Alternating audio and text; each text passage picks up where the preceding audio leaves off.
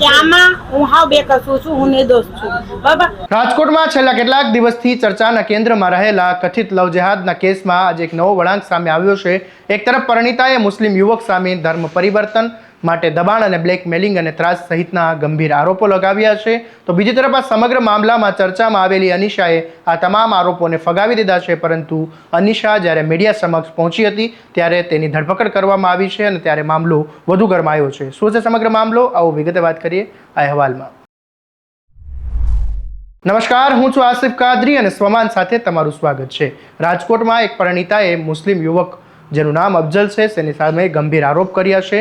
મહિલાના જણાવ્યા મુજબ અફઝલ સાથે તેની ઇન્સ્ટાગ્રામ મારફતે ઓળખાણ થઈ હતી અને શરૂઆતમાં મિત્રતા અને વાતચીત બાદ અફઝલ તેના પર સતત ધર્મ પરિવર્તન માટે દબાણ કરતો હતો તેવો મહિલાનો આરોપ છે.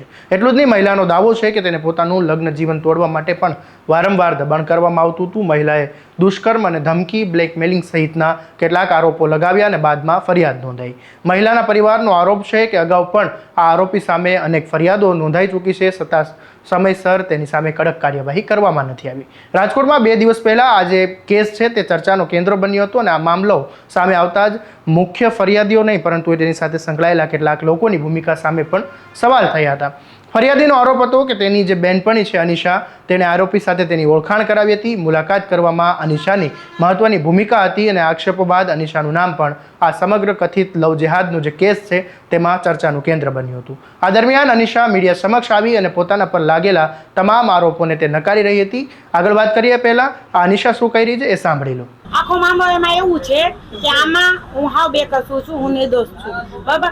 આ જીદી બોય ઉફ અફઝલ સીધા કરીને ખીચે એ પીયુ રાજપૂત એને પહેલેથી ઓળખતી હતી. બરાબર. આ બધા એક ટોકીના માણસો છે, મને આમાં ફસાવવામાં આવે છે. એના બધા પુરાવા છે. આ છેલ્લા 1.5 મહિનાથી આ મારા નામના લાઈવ થાય છે. મેં જુનાગઢમાં પણ અરજી આપી છે, મોરબીમાં પણ અરજી આપી છે. મારી 15 વર્ષની દીકરી છે, એને ઉપાડવાની, એને મારવાની, એને ફોન કરીને ધમકી આપવામાં આવે છે. એ પણ પુરાવા છે મારા પાસે. બરાબર. હવે શરૂઆત બધી એ થઈ છે કે હું તો કોઈને ઓળખતી નથી. બરાબર. તો જીદી સેડાની જે જીદી છે એની મુલાકાત આ મને કરાવી. પછી એના તું શું કે એમ કે છે કે આ દરગાહ રહી ગયા ને પાણી પાયું ને બધે એ મને રહી ગઈ હતી. જીદીને હું ઓળખતી નથી. એના ઘરે રહી જવાય ફસાવાય વિજય ચુરાસમાં, જેના ઘરમાં ત્યાં 1.5 મહિનાથી હું બેઠી છું. બરાબર. એ હિન્દુ સમાજનો દીકરો છે, હું પોતે હિન્દુ સમાજમાં બેઠી છું. તો આમાં રવજીયાત ક્યાંથી ના આવ્યું? બરાબર. હવે આ બધા એક મા ઉપર આરોપ નાખીને મને ફસાવા હાટું કહે છે, કેમ કે એ લોકોને રૂપિયા જોઈશે. ને આમાં મેન કોણ છે ખબર છે?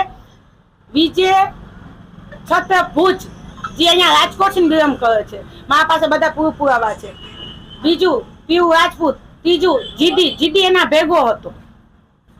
જીદી એના ભેગો હતો ને મારા પાસે બધા છે કે હું તને ભાઈ પૈસા શેના આપું, એ પણ મેસેજ છે. આમાં હું હાવ બેકસુર છું. હા, એ લોકોને પૈસા જોઈશે. એ લોકો મારા પાસે પૈસાની માંગ કરી, મેં ના પાડી હતી ભાઈ તમને પૈસા શેના આપું.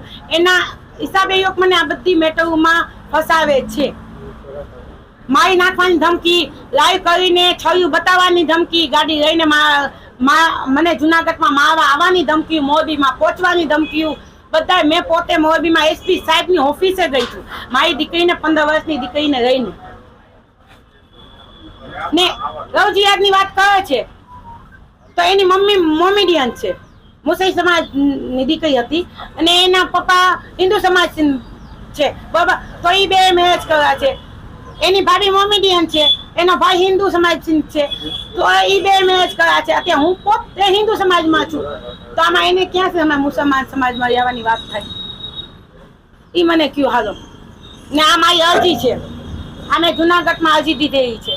અનિશા પોતાનો પક્ષ રજૂ કરી રહી હતી અને ઇન્ટરવ્યૂ ચાલી રહ્યો હતો. એટલામાં અચાનક પોલીસની એન્ટ્રી થઈ અને તાલુકા પોલીસની ટીમ સ્થળ પર પહોંચી અને ઇન્ટરવ્યૂ દરમિયાન જ અનિશાની પૂછપરછ માટે અટકાયત કરવામાં આવી અને પોલીસ કોઈ જાહેરમાં હોબાળો કર્યા વગર અનિશાને ખાનગી વાહનમાં બેસાડીને પોલીસ સ્ટેશને લઈ ગઈ હતી. આ સમગ્ર ઘટનાક્રમ મીડિયાના કેમેરામાં કેદ થયો હતો અને મામલો વધુ ચર્ચામાં આવ્યો હતો. કારણ કે એક તરફ અનિશા પોતાને નિર્દોષ ગણાવી રહી છે તો બીજી તરફ પોલીસ ફરિયાદના આધારે તેની ભૂમિકા અંગે તપાસ આગળ વધારી રહી છે. હાલ તો પોલીસે દિશામાં તપાસ કરી રહી છે કે ફરિયાદી દ્વારા કરવામાં આવેલા આરોપોમાં કેટલું સત્ય છે. અને આરોપીઓ સાથે અનિશાનનો સંબંધ શું હતો, સાથે જ ફરિયાદમાં ઉલ્લેખ કરાયેલા તમામ મુદ્દાઓની પણ તપાસ કરવામાં આવી રહી છે. આ મામલે તમારું શું માનવું છે અમને કોમેન્ટ કરીને જરૂરથી જણાવજો અને આવા જ દરેક અપડેટ માટે તમારા સ્વમાનને સબસ્ક્રાઇબ, ફોલો અને શેર, લાઇક કરવાનું ભૂલતા નહીં. નમસ્કાર.